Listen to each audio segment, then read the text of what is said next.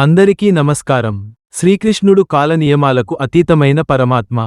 భారతీయ సాంస్కృతిక దృక్పథంలో శ్రీకృష్ణుడు ఒక దేవుడి కంటే ఎక్కువ ఆధ్యాత్మిక మార్గదర్శి, జీవనశైలికి మార్గనిర్దేశకుడు. ధర్మ సంస్థాపనార్థాయ సంభవామి యుగే యుగే అని గీతలో స్వయంగా చెప్పారు.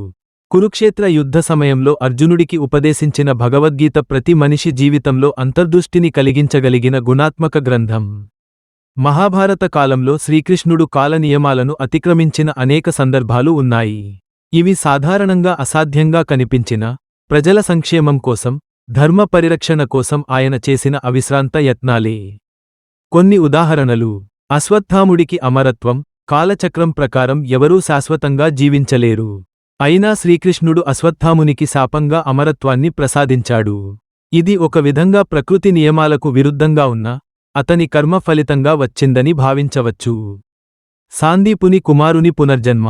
గురుదక్షిణగా తన కుమారుని తిరిగి తెచ్చిపెట్టమని కోరిన గురువు కోరికను తీర్చేందుకు శంకాసురుడిని సంహరించి యమలోకంలోనుంచి ఆత్మను తిరిగి తెచ్చిన ఘట్టం కాల నియమానికి ప్రతిబంధంగా ఉన్నప్పటికీ గురుభక్తికి గొప్ప ఉదాహరణ.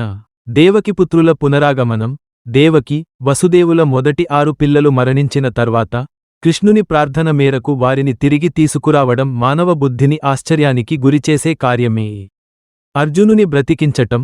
అశ్వమేధ యాగ సందర్భంలో అర్జునుడు మణిపూర్ యుద్ధంలో చనిపోయాడనే ఊహలో కృష్ణుడు అతనిని మళ్లీ బ్రతికించాడన్న విశ్వాసం కాల నియమంపై ఆయన అధికారాన్ని సూచిస్తుంది. బ్రహ్మాస్త్ర ప్రభావం తగ్గించడం.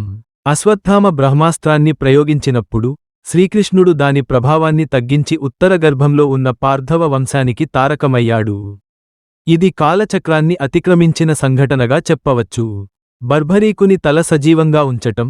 యుద్ధంలో పాల్గొనకుండా బర్భరీకుని తలను కేవలం సజీవంగా ఉంచి కురుక్షేత్ర సంగ్రామానికి సాక్షిగా నిలిపాడు. ఇది భౌతికశాస్త్ర సూత్రాలకు విరుద్ధమే అయిన ఆధ్యాత్మిక శక్తులకు సంకేతం. ఈ సంఘటనలన్నీ చూస్తే శ్రీకృష్ణుడు కాలానికి మించిన వ్యక్తిత్వం, పరమాత్మగా భావించబడే కారణాలు స్పష్టమవుతాయి. ఆయన చర్యలన్నీ లోకహితాన్ని, ధర్మరక్షణను లక్ష్యంగా ఉంచినవే.